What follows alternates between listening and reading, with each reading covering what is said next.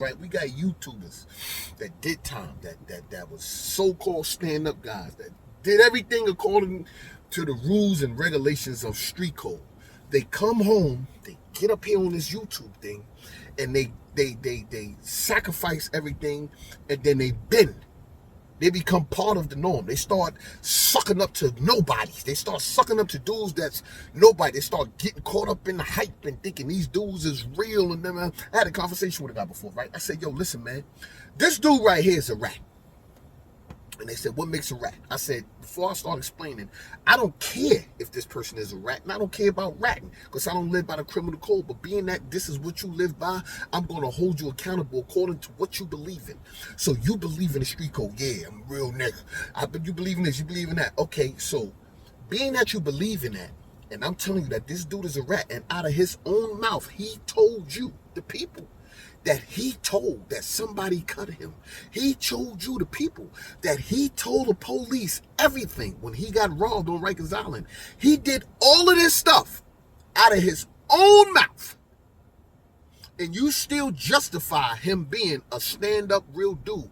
Then guess what I say to you, you rat bastard friend? That's what you are. You're a rat bastard friend, or you trying to suck up to him, or trying to become a friend of his. And I don't respect that. If you're going to be one way and this is what you're going to be, and you're going to live by the code, then live by it. Don't be standing on all that other shit. You sitting down. You ain't standing on nothing. You sitting down. Shut up. You ain't got another 30 in you. You ain't got another 20 in you, 15 in you. You ain't got another one. If you 40, 50, 55, 30. If you 30 and they offer you 20, you ain't got 20 in you. I'm letting your young dudes know out there right now, right? If you got an old head, that's your OG, that you call him the OG, and he's over 30, 40, 50 years old, right? Just know this for sure. If he get busted, he telling on everything.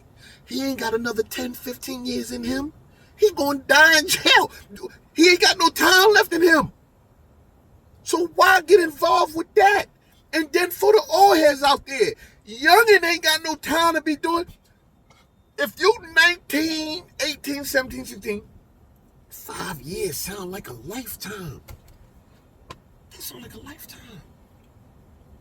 I remember when they offered me 10 years. I was like, 10 what? They was like, yo, listen, man, I'm telling you, man, you get that 10, you come out by 8 years, you gonna still be young. Fuck out of here. I ain't about doing no 8 years. End up doing 21 whole years. That's how stupid dudes are. Cop out the what? I'm not copping out. And that's what's going on today. You see little Woody up in here, little Woody Woodpecker up in here telling on everybody and their mama. You see, we could go back. Everybody and all of these rappers, nobody experienced nothing. The only one who experienced it and ain't teaching their kids this shit is Remy Ma. Remy's the only one that I can think of so far that her child got caught up. Not got caught up. He made a choice, a decision to be involved in the streets and do violence and getting all the shit and went to jail. All these other rappers who sitting up here, the Fat Joes, all the YouTubers, all the guys that talk gangster, they don't teach their kids that. You don't hear about none of their kids. I just seen Jadakiss' daughter graduated. His son doing good. He's a rapper, which is a good thing that they teaching their kids this. Jim Jones, I see his son. He looked like a good kid. All of these people got good kids. They got good head on their shoulders, but they still want to promote and push the poison to us. So you know what that's telling me? That's telling me the same thing I did when I was younger, when I was a drug dealer. I was able to push the poison, but by giving back to the community, give out turkeys, you look out for old ladies, help carry their bags upstairs and all that. You feel you giving back, so you should allow me to continue selling these drugs to what I'm doing. Hell no. We got to hold them accountable today. And it's not only them, it's everybody else, meaning that when you a hustler, you a drug dealer, you a thief or whatever, them white boys run you suckers. You ain't selling in the white neighborhood. You ain't going down near the Bensonhurst or the Jewish or the tiny neighborhoods and selling it. Huh? Y'all ain't see what Gotti did to them boys? When them boys thought they could sell drugs in their neighborhood, they beat the shit out of them. Keep that shit uptown in Harlem, out there in Brooklyn on the outskirts. You don't ever come down neighborhood. In which all the rich white neighborhoods is where all the cocaine was being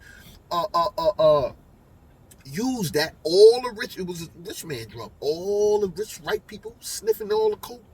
You ain't going to their neighborhood selling it. They're going to have to come to your neighborhood and get it.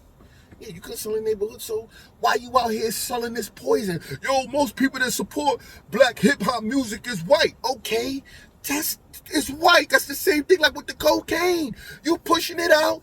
Go to their neighborhood with the hip-hop shit. Their mama and them ain't accept you in their house. But get out of here, man.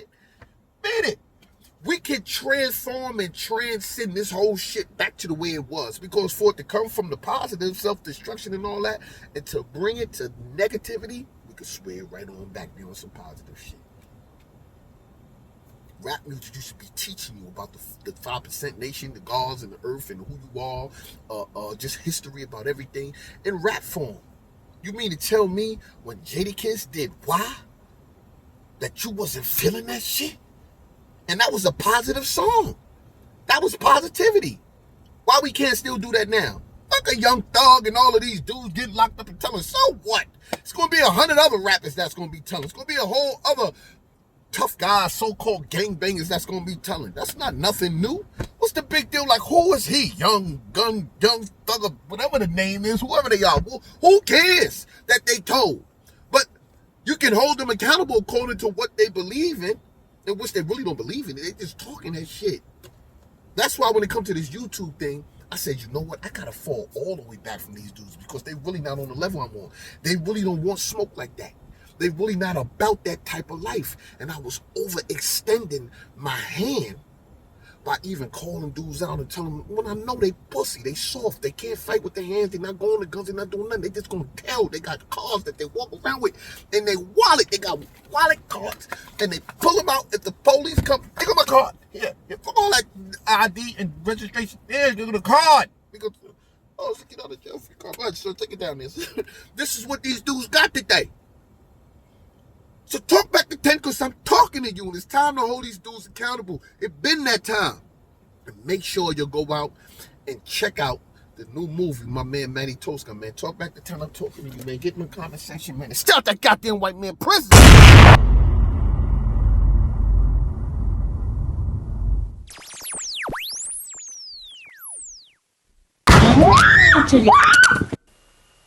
love you too, Daddy. You're not acting like a son. I don't have any time. Look, you know what you really need to be worried about is the girl in the closet. You know why they call him Trigger? Because he trigger happy. That's why. So make him shoot you. Get that fucking prick off my wife. Where the fuck is my daughter at?